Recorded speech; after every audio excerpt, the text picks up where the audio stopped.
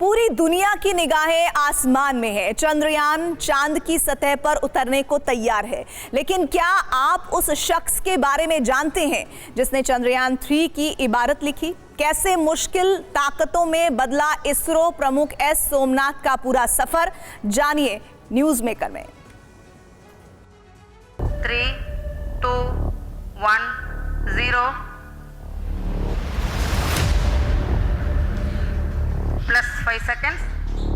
Lift off normal. Here we have a majestic lift-off of LVM-3 M4 rocket carrying India's prestigious Chandrayaan 3 spacecraft. Free to tracking. ये countdown है भारत की शक्ति का, सामर्थ्य का, जज्बे का और विज्ञान का।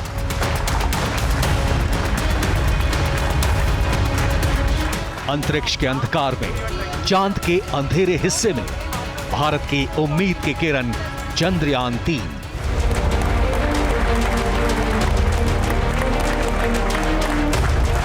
सिर्फ एक मिशन नहीं, बल्कि संकल्प है उस यात्रा का जो कई साल पहले भारत ने शुरू की। चंद्रयान 3 की लॉन्चिंग के लिए रिवर्स काउंटिंग की गूंज सुनाई दे रही है। ये तस्वीरें कहानी है, इतिहास में दर्ज होने की दास्तान है। कदम सिर्फ चांद पर नहीं, बल्कि एक सफर के मुकम्मल होने का बयान होगा। हिंदुस्तान की इस जरूरत का साक्षी बनने को तैयार है पूरी दुनिया, जो चांद की अंधेरी सतह पर हिंदुस्तान के हस्ताक्षर की साक्षी होगी।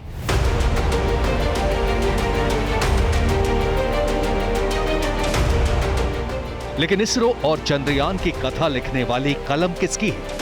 चंद्रयान 3 जिस यात्रा पर निकला है, उसकी कहानी जानना किसी फिल्मी कहानी से कम नहीं।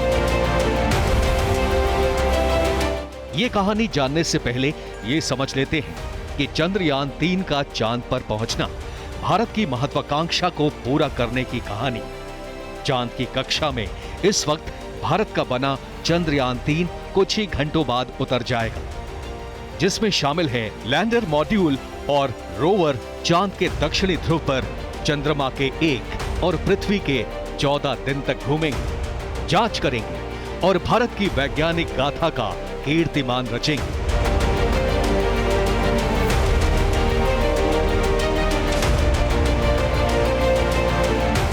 चंद्रमा पर चंद्रयान 3 अभियान के 3 मुख्य काम हैं। चंद्रमा की सतह पर सुरक्षित सॉफ्ट लैंडिंग, चंद्रमा पर रोवर उतारना, चंद्रमा की सतह की जांच। खास बात यह है कि चंद्रयान 3 ने चंद्रयान 2 के ऑर्बिटर का इस्तेमाल करके ही चांद का रास्ता तय किया। एक बार लैंडिंग होने के बाद यह करोड़ों साल से अंतरिक्ष के अंधेरे में डूबी चांद की सतह के ऊपर और नीचे की जांच करेगा, साथ ही चंद्रमा के वातावरण की भी जांच करेगा। चंद्रयान 2 के ऑर्बिटर का इस्तेमाल, करोड़ों साल से अंधेरे इलाकों की जांच, सतह और सतह के नीचे की जांच, बाहरी मंडल की जांच। तो दुनिया की निगाहें इस पर है, क्योंकि चंद्रयान से ये अपेक्षा कि कुछ ऐसी जानकारियां ये उपलब्ध करवाता है जो अमेरिका और रूस को भी जिनकी जानकारी नहीं रहती। हर क्षण पर अभी तक इसरो ने सफलता हासिल की है। चंद्रयान 3 अब चंद्रमा के बहुत नज़दीक जा पहुंचा है और आने वाले समय में इसको उस पर उतरना होगा, और उतार हम पूरी उम्मीद रखते हैं कि इस बार सफल होगी।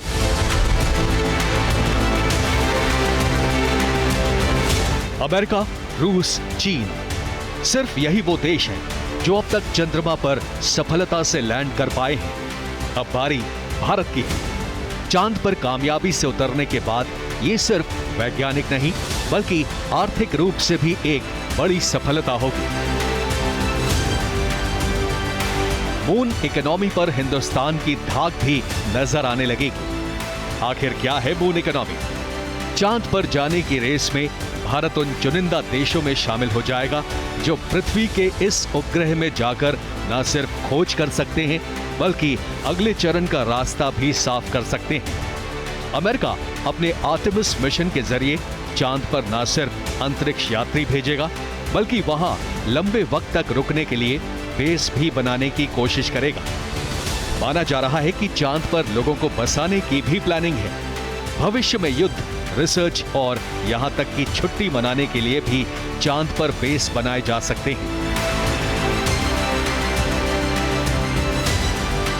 स्पेसएक्स जैसी कई कंपनियां चांद तक के ट्रांसपोर्ट को बड़ा बिजनेस मान रही हैं। चंद्रयान के जरिए भारत उस बड़े बिजनेस में अपनी हिस्सेदारी के लिए तैयार है। प्राइस वाटरहाउस कूपर के अनुमान के मुताबिक चांद तक होने वाले ट्रांसपोर्टेशन का व्यापार 2040 तक $42 बिलियन तक हो सकता है।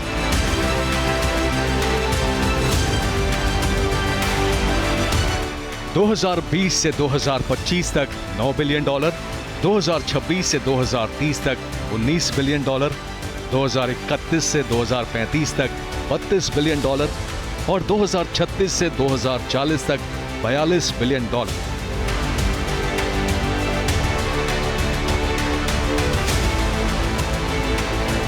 चांद से मिलने वाला डेटा भी बेहद अहम होने वाला है। हर देश सफलतापूर्वक चांद पर नहीं उतर सकता है, तो वहां से मिलने वाली जानकारी भारत से ही करोड़ों डॉलर में खरीदी जाएंगी, ताकि बिना यान भेजे चांद पर रिसर्च की जाए। इसके साथ ही एक अनुमान के मुताबिक साल 2030 में 40 और 2040 तक चांद पर 1000 एस्ट्रोनॉट रह रहे होंगे।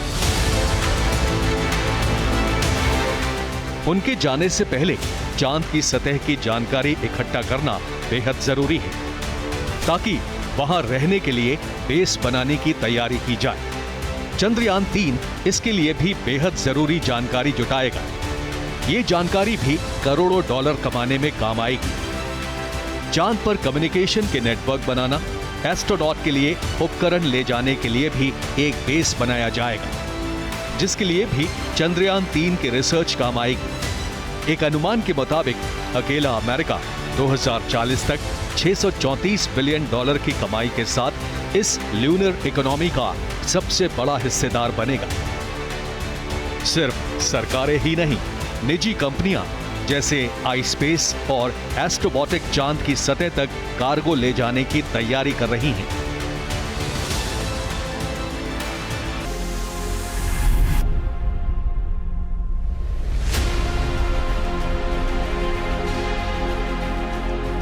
Chandrayaan 2 was hugely very good until its last phase of its landing, where we could not achieve the soft landing. It landed with a higher velocity, so that we call it as crash landing. आखिर कदम पर लड़खड़ाहट और डूब गए कई सपने, उम्मीदें, कोशिशें। लेकिन असली चैंपियन वो नहीं जो गिरता नहीं, बल्कि वो है जो हर बार गिरने के बाद उठ खड़ा होता है।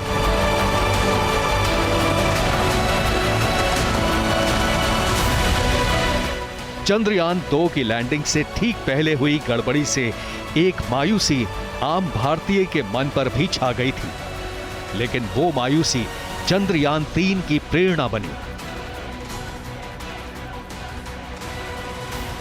सबसे पहले जान लेते हैं कि चंद्रयान 2 के साथ क्या गड़बड़ हुई थी। सॉफ्टवेयर की गड़बड़ी, लैंडिंग के वक्त संपर्क टूटा। नए मिशन के साथ चुनौतियां फिर वहीं खड़ी हैं, लेकिन इस बार तैयारियां पहले से बेहतर हैं। चंद्रयान को सफलतापूर्वक उतारने के लिए फिलहाल उसकी स्पीड 6048 किलोमीटर प्रति घंटे से कम करके करीब 10 किलोमीटर प्रति घंटे तक लानी होगी, जिससे पहले उसे अपनी दिशा सीधी करनी होगी ताकि लैंडर ठीक से लैंड हो सके। लैंडर का झुकाव ज्यादा से ज्यादा 12 डिग्री होना चाहिए। इसके साथ ही उसके नेविगेशन गाइडेंस, फ्लाइट की गति, साफ तस्वीरें और सतह भी ऐसी होनी चाहिए जहां लैंडिंग की जा सके। चंद्रमा पर उतरने के आखिरी 10 मिनट सबसे अहम होते हैं। उसी दौरान अभियान की हर चीज का सही काम करना जरूरी होता है। सॉफ्ट लैंडिंग नियंत्रित रहे, जिसके लिए सही समय और सही स्पीड बेहद जरूरी होती है। लैंडर जब उतरता है तो तेजी से हिल सकता है, जिस पर नियंत्रण बनाकर रखना होता है। इसके अलावा चांद के गुरुत्वाकर्षण और उसकी सतह पर बने क्रेटर भी मुश्किल बढ़ाते हैं। धरती से 3,84,000 किलोमीटर दूर सही वक्त पर इनपुट पहुंचाना भी बेहद अहम होता है और इससे निपटने के लिए चंद्रयान 3 में वो सारी तैयारी की गई है जिससे इसे आसानी से उतारकर मकसद हासिल किया जा सके। इस सब के लिए नई तकनीक भी विकसित की गई है।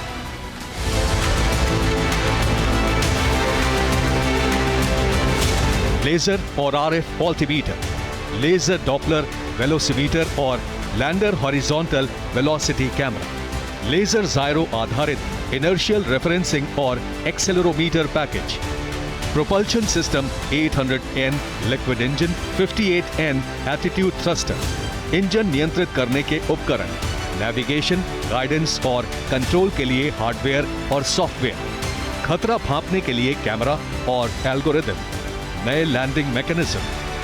पिछली बार नहीं उस तरह से जैसी हमारी अपेक्षा थी वैसा घटनाक्रम नहीं रहा। इस तरह की मिशंस में अक्सर पहली बार नाकामयाबी रहती है और अमेरिका तो मुझे लगता है कि 4-4, 5-5 बार अटेम्प्ट करके 4-4, 5-5 मरतबा करके फिर लैंड हुआ। तो लेकिन हाँ, आपका कहना ठीक है, उस अनुभव से सीखने को मिला और जो आखिरी समय में जो थोड़ी गति में फ़र्क आ गया, थोड़ी लोकेशन हो गया, तो वो सब उस तरह से नहीं हो पाया जैसे हमने चाहा था। अब उसका भी सुधार हुआ और कुछ एक बढ़ोतरी भी कर दी गई ताकि उसको पूरा फूल प्रूफ बनाया जा सके और वहाँ पर जो वायुमंडल की जो भी परिस्थिति हो उस पर उसका प्रतिकूल असर ना पड़े। चंद्रयान 3 की कामयाबी इंडियन स्पेस रिसर्च ऑर्गेनाइजेशन यानी इसरो की सफलता का एक और सर्टिफिकेट होगा। इसरो जो दुनिया भर में स्पेस रिसर्च में अपनी अलग ही पहचान बना चुका है। चंद्रयान 3 में चांद की सतह पर उतरने वाले लैंडर का नाम विक्रम है। ये नाम इसरो के संस्थापक और भारतीय स्पेस रिसर्च के पिता कहे जाने वाले विक्रम साराभाई पर रखा गया है। 1969 में इसरो की स्थापना के 6 साल बाद ही 1975 में आर्यभट्ट के नाम से पहला भारतीय सैटेलाइट अंतरिक्ष में भेजा गया था। आर्यभट्ट से चंद्रयान 3 का सफर बेहद हैरानी भरा रहा है। फिलहाल इसरो की कमान है श्रीधर पणिकर सोमनाथ के हाथ में। सोमनाथ 1985 में इसरो पहुंचे, जहां 2022 में वो चेयरमैन बने। सोमनाथ से पहले के सीवान इसके चेयरमैन थे, जो संस्था का चेहरा बन गए थे। चंद्रयान 2 की असफलता का सबसे भावुक लम्हा रहा जब चंद्रयान को असफल मान लिया गया, तो भावुक सीवान को प्रधानमंत्री मोदी ने गले लगाकर सांत्वना दी। सोमनाथ के लिए ये असफलता ही सफलता की सीढ़ी बनी। Success-based design in Chandrayaan 2, we are doing a failure-based design in Chandrayaan 3. What all can fail and how to protect it. So this is the approach that we have taken. यानी चंद्रयान में जो भी गड़बड़ी हुई उसी को नए डिजाइन का आधार बनाया गया, जो कमी थी उसे दूर किया गया। सोमनाथ और उनकी टीम ने तय किया कि लैंडिंग एरिया बढ़ाया जाए। Landing area 500 metre by 500 metre से बढ़ाकर 4 किलोमीटर लंबा और 2.5 किलोमीटर चौड़ा बनाया गया। चंद्रयान 3 में ज्यादा फ्यूल रखा गया ताकि जरूरत पड़ने पर इसे दूर भी ले जाया जा सके। आखिर वक्त में आई गड़बड़ियों की संभावनाओं को भी ध्यान में रखा गया है। चंद्रयान 2 के आखिरी लम्हों से मिली फोटो से भी सोमनाथ की टीम को बहुत मदद मिली, क्योंकि वो लगातार चंद्रयान 2 मिशन के दौरान मुख्य लोगों में से एक थे। सोमनाथ के कंधों पर जिम्मेदारी आई तो चंद्रयान की प्लानिंग में थोड़ा सुधार, थोड़ा बदलाव हुआ। सोमनाथ ने मैकेनिकल इंजीनियरिंग से एरोस्पेस का सफर तय किया और खास तौर पर रॉकेट प्रोपल्शन में एक्सपर्ट बने। अब उनके कंधे पर चंद्रयान 3 की पूरी जिम्मेदारी है। सोमनाथ की कहानी भी इसरो की सफलता की कहानी की तरह ही है, जिसने दुनिया भर को दिखा दिया कि इच्छा शक्ति से आसमान के पार भी जाया जा सकता है।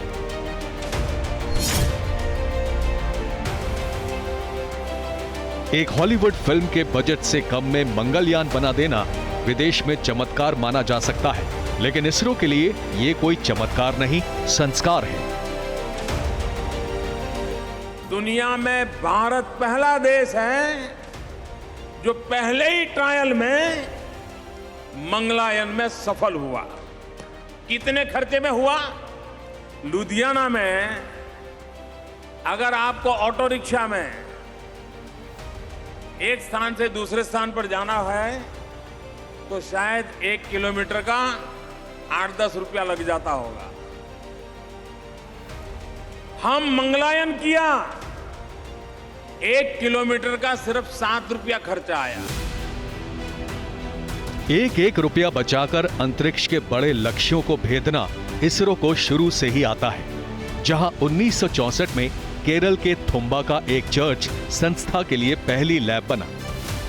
इसरो ने दुनिया में ऐसे कीर्तिमान हासिल किए हैं जिन्हें हासिल करना कई बड़े देशों के भी बस की बात नहीं थी।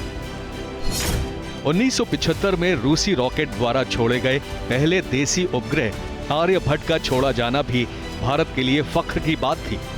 1980 में भारत ने रोहिणी सैटेलाइट को पृथ्वी की कक्षा में स्थापित किया। 1983 में इनसैट यानी इंडियन नेशनल सैटेलाइट नेटवर्क का स्थापित होना भारत के लिए एक बड़ा पड़ाव था। 1993 में इसरो ने PSLV और GSLV का सफल परीक्षण किया। 2008 में चंद्रयान 1 मिशन भी चुनिंदा मिशन में से एक बना जो चंद्रमा की ऑर्बिट में पहुंच गया। और 2014 में भेजा गया मार्स ऑर्बिटल मिशन तो जैसे पूरी दुनिया को हैरान कर गया। दुनिया में संस्थान के लिए धाक जमा गया। 2017 में इसरो ने एक साथ 104 उपग्रह अंतरिक्ष में स्थापित किए। लेकिन अभी इम्तिहान बाकी है। सबसे पहले इसी साल इसरो इंसान को अंतरिक्ष में भेजकर सुरक्षित वापस लाने की तैयारी में जुटा है। गगनयान नाम के इस मिशन की तैयारी आखिरी चरण में है। इसके बाद 2030 तक इसरो स्पेस स्टेशन बनाने की योजना बना चुका है। 2025 में इसी से जुड़े 2 रॉकेट छोड़े जाने की उम्मीद है। चंद्रमा और मंगल से आगे सूर्य की जांच के लिए आदित्य L1 भी भेजा जाएगा जो सूर्य पर रिसर्च करेगा।